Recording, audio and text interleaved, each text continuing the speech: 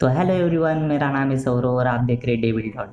मैं होप करता हूँ कि आप सभी ने लोकी का पहला एपिसोड देख ही लिया होगा, क्योंकि अगर आप ये वीडियो देख रहे हैं तो आपको इस वीडियो में कई सारे स्पॉइलर मिल सकते हैं। तो लोकी की स्टोरी बेसिकली बेस करती है 3 ग्राफिक्स नॉवेल पर। पहली तो वोड लोकी, दूसरी लोकी एंड तीसरी the Loki and agent of ash gourd. तो लोकी का पहला एपिसोड वही जगह से स्टार्ट होता है जहाँ पर लोकी पेस्टोन लेके एवेंजर की टाइमलाइन में से 2012 में भाग जाता है और पहुंच जाता है मंगोलिया डेजर्ट में, जहाँ पर टीवीए वाले उसे आकर पकड़ लेते हैं क्योंकि उसके भाग जाने की वजह से एक अल्टरनेट टाइमलाइन खुल चुकी है। और उसको पकड़ने के बाद वो उसके गले में एक बेल्ट लगा देते, जो बेल्ट बेसिकली उसकी पावर यूज़ करने से उसे रोकेगा। और देखते हैं हम वो कुछ इस प्रकार का डिवाइस निकालते हैं जो कि घड़ी की तरह दिखता है और उसे रख कर टाइमलाइन को वापस से रीसेट कर देते। और उसके बाद लोकी को वो ले जाते हैं अपने हेडक्वार्टर पे, जहाँ पर हम देख सकते हैं उसके एंट्री के टाइम पे उसके राइट साइड में एक स्क्रल खड़ा हुआ है। जो स्क्रल बेसिकली क्या कर रहा है मुझे तो मालूम नहीं, बट था तो मैंने बता दिया। तो जैसे ही हम टाइम वेरिएंट अथॉरिटी के हेडक्वार्टर को देखते हैं तो हम हर जगह पर सर्कल को देख सकते हैं। फ्लोरिंग, स्टाइल और सब जगह पर सर्कल का बहुत सारा रेफरेंस है। ऐसा ही रेफरेंस वोंडा विजन के टाइम पे दिया गया था, जो कि बेसिकली हेक्सागोन के शेप में था, और लोकी के सीरीज में यही रेफरेंस सर्कल को देख के दिया गया है। तो टाइम वेरिएंट अथॉरिटी के बाद आने के बाद लोकी जो 2012 वाला लोकी है तो बहुत सारी भागने की कोशिश करता है, बट नाकामयाब रहता है। उसी के बाद उसकी पूरी तरह से चेकिंग होती है और वहाँ पर उससे कई सारे एग्रीमेंट साइन किए जाते हैं, क्योंकि वो जो जो चीज़ें बोला है उसके बारे में होते हैं। और इस चेकिंग में तो कुछ खास था ही नहीं। तो आगे जाकर हम देख सकते हैं कि लोकी को कोर्ट में पेश किया जा रहा है और लाइन लगी हुई है। इसी लाइन में उसके साथ एक इंसान रहता है जिसके बारे में तो कुछ बताया नहीं गया है, बट वो मर जाता है क्योंकि उसने टिकट नहीं लिया। तो वो बेसिकली उसका प्रेजेंस पूरी टाइमलाइन में से मिटा देते। तो वहीं पर हमें टीवी पे दिखाया जाता है कि बेसिकली टाइम वेरिएंट अथॉरिटी क्या करती है। Time variant authority basically time को प्रोटेक्ट करने का काम करती है। पहले मार्वल में कई सारे मल्टीवर्स हुआ करते थे, जो कि बेसिकली उनके बीच में मल्टीवर्सल वॉर चला करती थी, और उसी से प्रोटेक्ट करने के लिए टाइम स्कीपर ने एक टाइमलाइन बनाई जिसको उन्होंने नाम दिया द सीक्रेट टाइमलाइन। और इसका यूनिफॉर्म फ्लो देखने के लिए उन्होंने अथॉरिटी बनाई जिसको नाम दिया टीवीए।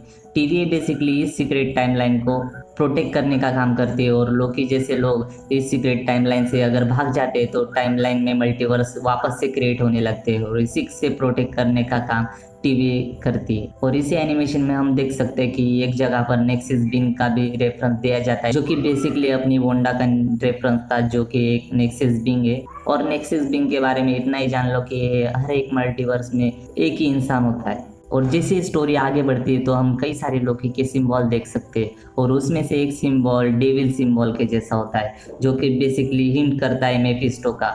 और मैं तो कंफर्म नहीं कह सकता कि मेफिस्टो इस सीरीज में होगा या नहीं, बट कई सारे रेफरेंस इस एपिसोड में हमें दिखाए गए हैं।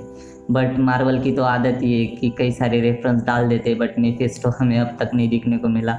वोंडा विजन के टाइम पर भी तो यही था। तो जैसे ही हम आगे बढ़ते हैं तो हमें पता चलता है कि मॉर्बियस दूसरे सीन में एक क्राइम इन्वेस्टिगेशन कर रहा है, जिसमें बेसिकली वो किसी खूनी के बारे में पता कर रहा है जो कि टाइम वेरिएंट अथॉरिटी के लोगों को मार रहा है और उनकी डिवाइस चोर कर भाग रहा है, जो कि बेसिकली टाइमलाइन को रिसेट करती है। और उसी टाइम एक लड़की आती है जिसके पास होती है एक च्युइंगम जिसका नाम होता है क्यूब्लुई। एक गम मार्वल में एग्जिस्ट नहीं करती, पर इसकी जैसी ही एक गम है जिसका नाम है ब्लूई, पर उसके बारे में भी कुछ ज़्यादा जानकारी नहीं है, तो क्या ही कर सकते। उस लड़की से पूछता है कि ये सब किसने किया, तो वो तस्वीर की तरफ हाथ दिखाती है और कहती है कि डेविल डिड इट। और उसी के बाद अनादर हिंट था मेफिस्टो की तरफ, बट मैं एक खास तौर पर कह सकता हूँ कि मेफिस्टो इस सीरीज में नहीं होगा।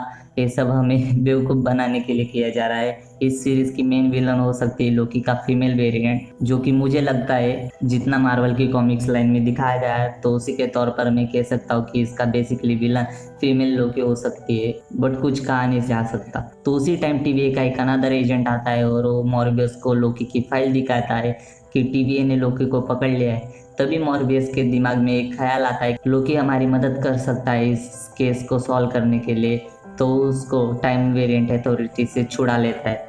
और एक बार यहाँ पर गौर करने की थी कि यहाँ पर जो जज रहती है कोर्ट की, वो रहती है रोविना। रोविना बेसिकली द कॉन्करर की गर्लफ्रेंड रहती है मार्वल कॉमिक्स में। उसी के बाद मॉर्बियस लोकी को लेके वहां से निकल जाता है और तभी हमें टाइम वेरिएंट अथॉरिटी के हेडक्वार्टर के बाहर का भी नज़ारा देखने को मिलता है, जहाँ पर हर तरफ टाइम कीपर्स के पुतले लगे हुए हैं और जो कि बेसिकली वापस से सर्कल को सिंबॉलिक कर रहे हैं। और तभी लोकी बोलता है कि ये मुझे नाइटमेयर की तरह लग रहा है, और जो कि बेसिकली अनदर हिंट था मेपिस्टो की तरफ। तो आगे जाकर हम देख सकते हैं कि मॉर्बियस लोकी को बेसिकली एक रूम में लेकर जाता है, जहाँ पर एक मशीन लगी हुई है जो हमें अपना फ्यूचर एंड पास्ट सब कुछ दिखाती है जो हम लाइफ में करने वाले हैं। तो मॉर्बियस लोकी को दिखाता है कि उसका फ्यूचर क्या था, पास्ट क्या था, और उसको कन्विंस करने की कोशिश करता है कि क्यों वो अच्छा इंसान बन सकता है। और तभी लोकी को पता चलता है कि उसने क्या क्या गड़बड़ की है अपनी लाइफ में, और उसकी गड़बड़ की वजह से उसकी माँ भी मर गई है, जो कि एक इमोशनल सीन था पूरे एपिसोड में। और उसी के बाद उसको पता चलता है कि उसका जो ग्लोरियस पर्पस था वो कितना बेवकूफ़ और बचकाना आइडिया था, जिसके बाद वो पूरी तरह से टूट जाता है और मॉर्बियस उसे छोड़कर वहाँ से चला जाता है। और उसी दौरान हमें डीवी कूपर का एक सीन दिखाया जाता है जिसको कि मार्वल वाले बहुत अच्छे तरह से यूज़ कर सकते थे, बट उन्होंने किया नहीं और शॉर्ट में ही वो दिखा दिया। तो जिनको डीवी कूपर के बारे में नहीं पता तो उनके लिए बताता हूँ कि 1971 में एक अननोन व्यक्ति ने एक प्लेन हाईजैक किया था, और जिसमें से वो करोड़ों रुपए लेकर भाग गया, और किसी को नहीं पता था कि उसकी ट्रू आइडेंटिटी क्या है। और इसी रेफरेंस को यहाँ पर लोकी सीरीज में यूज़ किया गया है, जो कि एक अच्छी बात है। और उसके बाद जब स्टोरी आगे बढ़ती है तब देखते हैं कि मॉर्बियस लोकी को अकेले समय देता है कि वो उसके बारे में सोच सके कि उसको टाइम अथॉरिटी के साथ काम करना है कि नहीं, और उसको अकेले कमरे में छोड़कर चला जाता है। और उसी दौरान लोकी अपनी सारी लाइफ देख लेता है कि उसका ग्लोरियस पर्पस की वजह से उसके साथ क्या क्या हुआ है और क्या क्या नहीं। बट हम लोकी को तो जानते हैं, वो भागने की कोशिश करता है और जा पहुंचता है उसी इंसान के पास जिसके पास उसका स्टेज से रैक रखा हुआ है। और तभी जब वो ड्रॉप खोलता है तो उसे दिखता है कि वहाँ पर कई सारे इन्फिनिटी स्टोन पड़े हुए हैं, और उसी के बाद उसे पता चलता है कि टाइम वेरिएंट अथॉरिटी की पावर क्या है, और अगर वो कहीं भी भाग जाए तो वो वहाँ से उसको ढूंढ सकते हैं। तो वो भागने की कोशिश छोड़ देता है और वापस से उसी रूम में आ जाता है। और इसी सब चीज़ के दौरान हमें कई सारे रेफरेंस देखने को मिले, तो बेसिकली उन पर नज़र डाल लेते। तो पहले तो इस वॉल पर जो तस्वीर बनी है उसमें स्टैनली को एक फेयरवेल दिया गया है, और जिसके बाद ये लोगो जो देख सकते हैं आप वॉल पर, वो बेसिकली टाइम को सिग्निफाई करते। और आगे बढ़ते हैं तब हम देखते कि मॉर्बियस वापस से लोकी के पास आ जाता है, और वो दोनों बेसिकली एक साथ काम करने के लिए तैयार हो चुके हैं, मैं तो यही मानता हूँ। और लास्ट वाले सीन में हमें 1858 दिखाया जाता है, जहाँ पर एक लोकी का वेरिएंट टाइम वेरिएंट अथॉरिटी को मार देता है और उनकी टाइम रिस्टोरिंग मशीन लेकर भाग जाता है। और यहीं पर ये एपिसोड ख़त्म होता है। और अगर आपको वीडियो अच्छी लगी तो लाइक कीजिए, अगर ज़्यादा ही अच्छी लगी तो सब्सक्राइब कीजिए, और आपको कौन सा सीन पसंद आया लोकी सीरीज़ में वो हमें नीचे कमेंट बॉक्स में लिख कर बताइए। तो मिलते हैं अगली वीडियो में, तब तक के लिए बाय बाय।